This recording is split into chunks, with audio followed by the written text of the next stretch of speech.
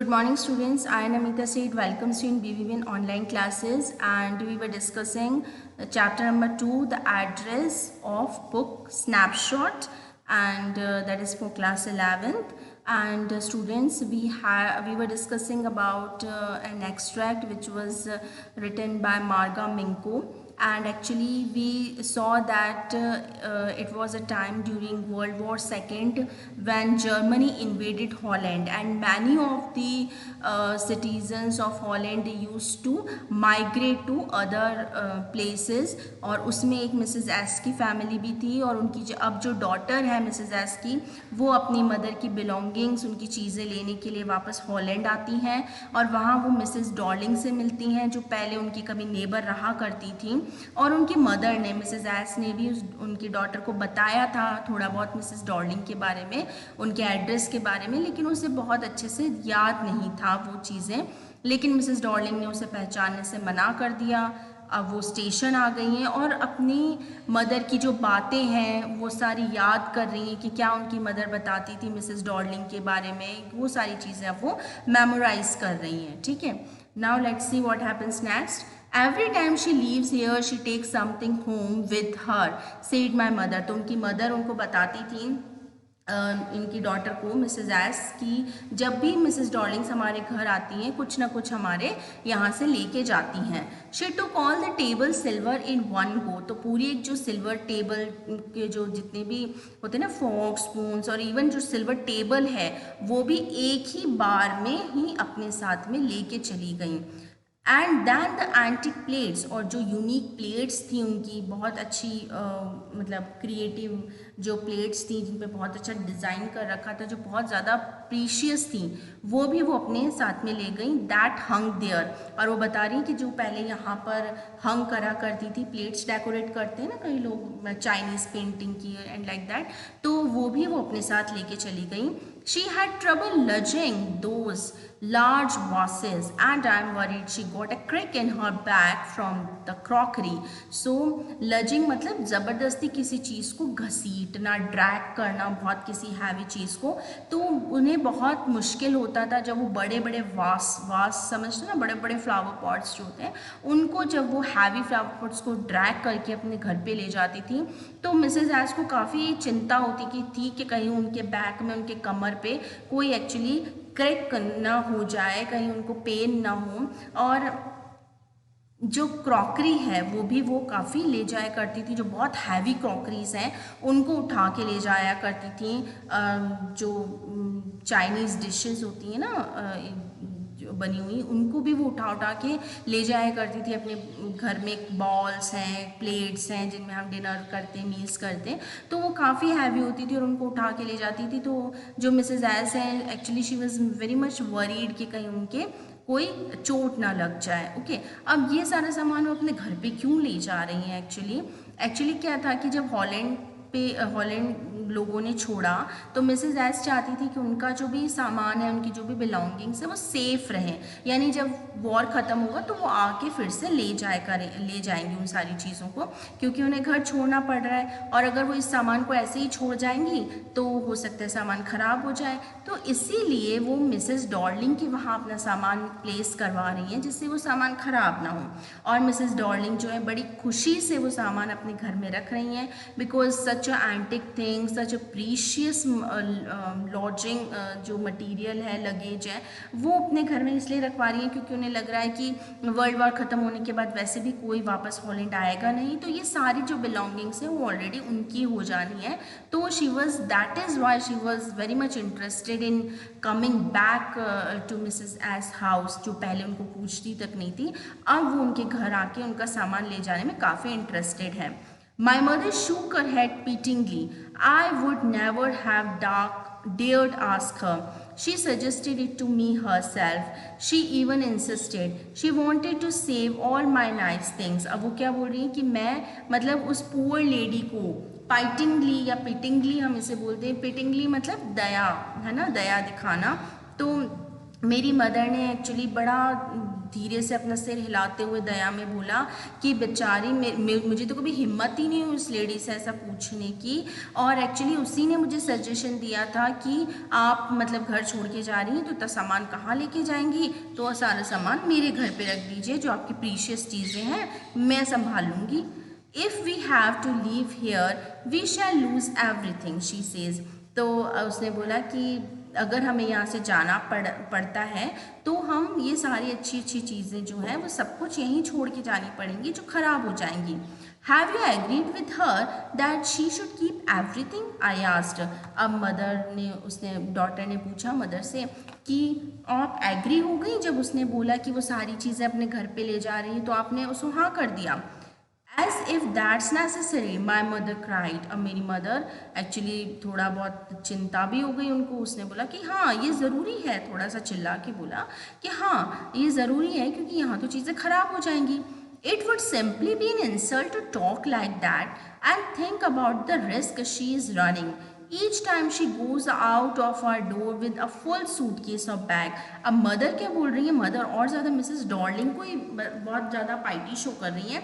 और वो क्या शो कर रही हैं कि मतलब एक तो वो लेडी हमारे सामान बचाने की कोशिश कर रही है, और तुम समझ सकती हो कि अगर मैं उसे ये सब चीज़ें पूछूं तो ये तो उसकी इंसल्ट होगी। वो किस तरह से हैवी जो लगेज है वो उठा के मतलब ड्रैग करके एक से दूसरे घर ले जा रही है, शिफ्ट कर रही है, इतना सारा हमारे लिए सोच रही है। एंड अगर मैं उससे पूछती हूँ या मैं ये मतलब उसको मना कर देती हूँ कि तुम ये चीज़ें मत ले जाओ, तो ये तो उसकी इंसल्ट होगी। Because what the mother is saying कि ये उनके फेवर वाली बात है, जबकि ऐसा बिल्कुल नहीं था। डॉर्लिंग क्या कर रही थी, डॉर्लिंग अपने ही सेल्फ के लिए या अपने ही सेल्फिशनेस के लिए वो सारा सामान उसके घर में ट्रांसफ़र कर रही थी। बिकॉज वॉट शी थॉट कि ऐसा वर्ल्ड वॉर सेकेंड के बाद में ये अगर चले जाएंगे, मतलब ये लोग हॉलैंड से जा रहे हैं तो वापस उसके ख्याल से नहीं आने वाले थे, तो ये सामान ऑब्वियसली उसी का होना था। My mother seemed to notice that I was not entirely convinced। और उसकी मदर को ये पता लग चुका था कि वो ज़्यादा कन्विंस नहीं हुई। कन्विंस करना, किसी को बहुत ज़्यादा इम्प्रेस करना या अपनी बातों में मना लेना, तो उसकी जो मदर थी मिसेस एस, उसे पता था कि उनकी डॉटर ज़्यादा कन्विंस नहीं हुई है, वो उसे नहीं मना पाई हैं। शी लुक्ड, इन्फ्लुएंस करना कह सकते हैं हम कन्विंस करने को। She looked at me reprovingly and after that we spoke no more about it. तो उनकी मदर ने उनकी डॉटर को रीप्रूविंगली मतलब इग्नोर करते हुए देखा, बहुत मतलब रूड वे में उन्हें देखा, और उसके बाद में उन दोनों ने उस टॉपिक पे कभी बात नहीं की। Meanwhile, I had arrived at the station without having paid so much attention to things on the way। So वो यही सोचते सोचते स्टेशन पर पहुंच गई उनकी डॉटर, और ज़्यादातर उन्होंने उन चीज़ों पे ज़्यादा ध्यान नहीं दिया। I was walking in familiar places again for the first time since the war। So war के बाद अब वो उन्हीं familiar, क्योंकि उन्हीं स्ट्रीट से वो गुजर रही हैं, तो उन्हें लग रहा था कि कितना familiar है, पहले भी मैं इन चीज़ों को, इन गलियों को देख चुकी हूँ। But I did not want to go further than was necessary. लेकिन वो इतना ज़्यादा उन चीज़ों को ज़्यादा अपने दिल पर नहीं ले रही थी, ज़्यादा सोचना नहीं चाहती थी, जितना ज़रूरत है बस उतना ही वो उनसे अटैच रहना चाहती थी। I did not want to upset myself with the sight of street and houses full of memories from a precious time. तो वो अपने आप को दुखी नहीं करना चाहती थी, क्योंकि वो जो साइट्स थी, जो स्ट्रीट की साइड्स थी, जो गलियाँ, जो घर थे, उनकी कहीं ना कहीं बहुत ज़्यादा मेमोरीज बसी हुई थी उन सब में, और जहाँ उन्होंने बहुत अपना प्रीशियस टाइम बिताया हुआ था, तो अगर वो उन चीज़ों के बारे में और ज़्यादा सोचती तो वो बहुत ज़्यादा डिप्रेस हो जाती, इसलिए वो उन मेमोरीज को वापस रिकॉल नहीं करना चाहती थी।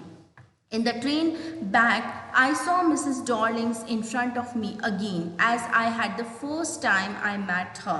So वापस से मतलब है ना, जब वो ट्रेन में चढ़ गई तो उनको कैसा लगा कि मतलब वापस से उनको मिसेस डॉर्लिंग का ख्याल आया, और उन्हें लगा कि पहली बार जब मिसेस डॉर्लिंग उनसे मिली थी तो कैसे मिली थी। अब उनके दिमाग में कंटिन्यूसली क्या चल रहा है, मिसेस डॉर्लिंग की मतलब बातें चल रही हैं, उन्होंने उनको इग्नोर कर दिया, उनकी मदर की बिलोंगिंग्स, वो सारा कुछ उनके दिमाग में चल रहा है, इसलिए ट्रेन में बैठ कर भी उन्हें मिसेस डॉर्लिंग ही दिखाई दे रही हैं। It was the morning after the day my mother had told me about her. So वो सुबह की बात है। अब मिसेस डॉर्लिंग के बारे में सोच रही हैं कि मैं उनसे सबसे पहली बार कब मिली। वो ट्रेन में भी ये सोच रही हैं। तो उन्हें लगा कि वो सुबह थी जब उनकी मदर ने उनके बारे में उन्हें बताया था, मिसेस डॉर्लिंग के बारे में। I had got up late, उस दिन वो बहुत लेट उठी थी, मतलब पुरानी मेमोरीज रिकॉल कर रही हैं कि उस दिन वो बहुत लेट उठी थी।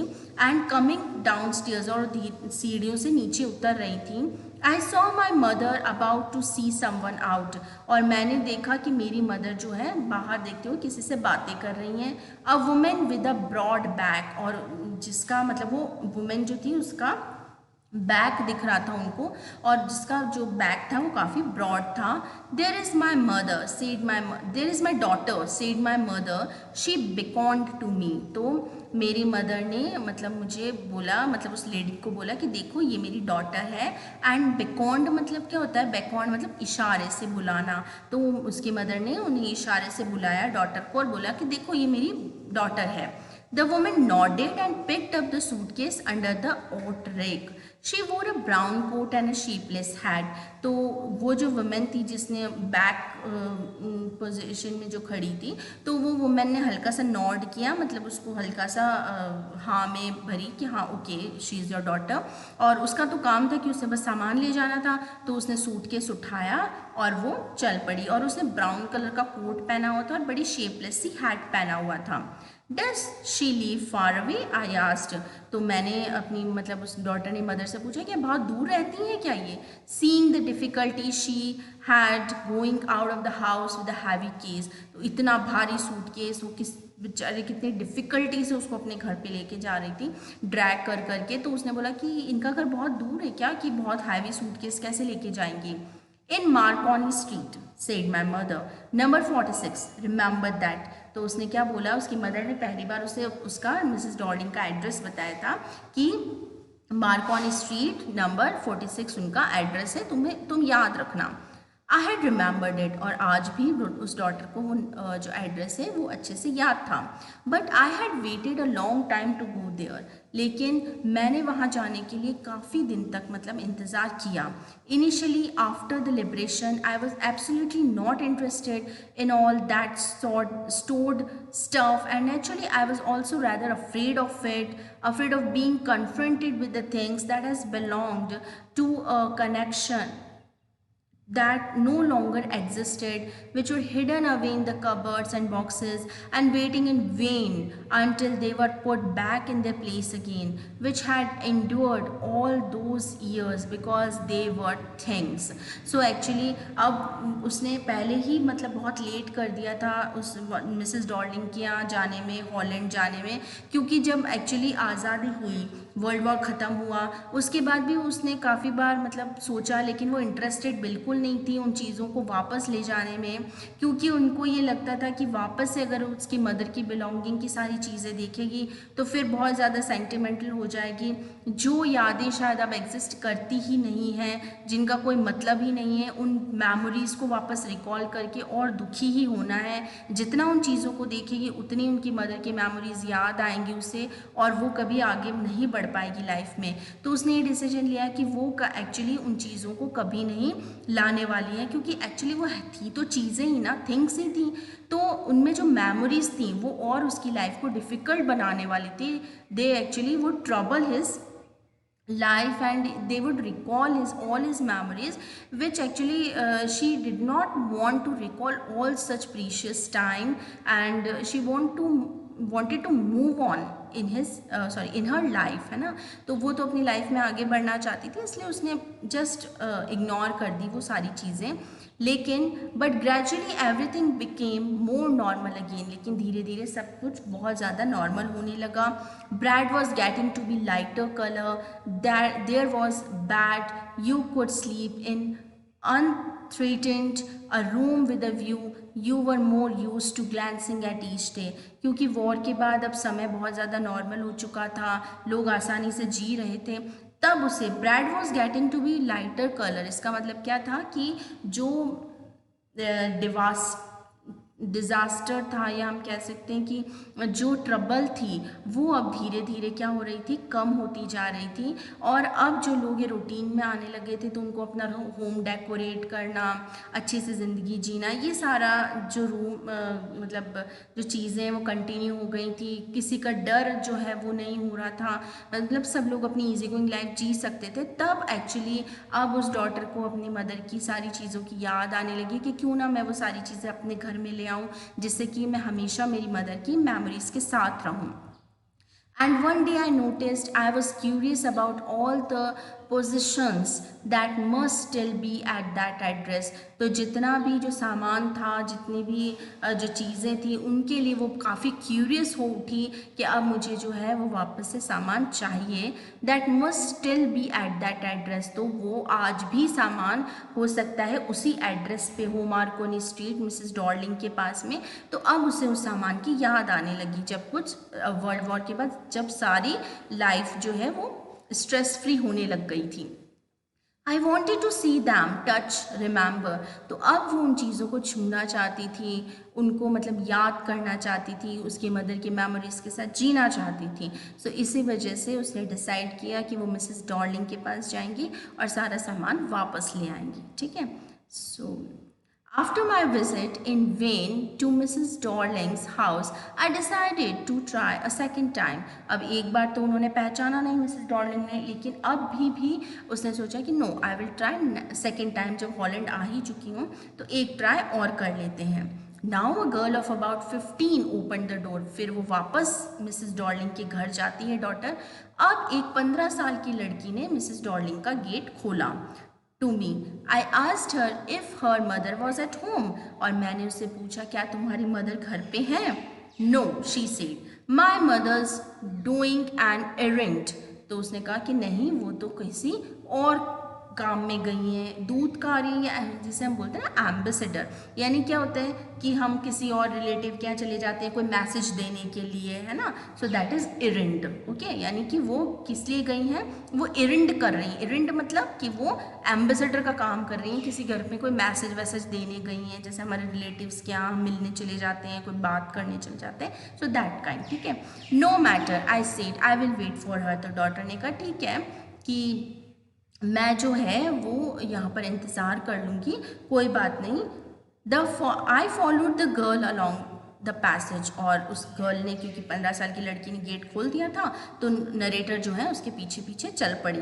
N old fashion iron Hanukkah candle holder hung next to a mirror. तो जैसे ही अब वो एंटर हुई हैं घर में, अब उस बहुत सारी उनकी जो मदर की बिलोंगिंग्स हैं वो धीरे धीरे उन्हें दिखने लग गई हैं।